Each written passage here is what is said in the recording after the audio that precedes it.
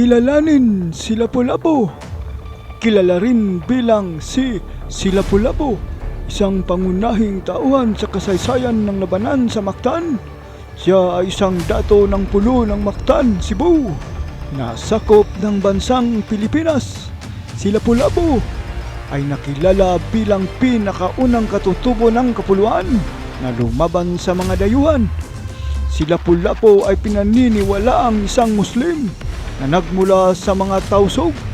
Pinaniniwalaan din na si Lapu-Lapu ay isa sa mga nagtatag ng Kasultanan ng Cebu.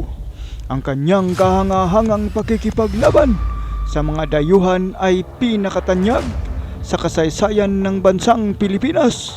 Ating balikan ang kanyang kabayanihan sa kasaysayan ng labanan sa Mactan, sa mga kwento ng mga kasaysayan sa mga digmaan sa ating daigdig.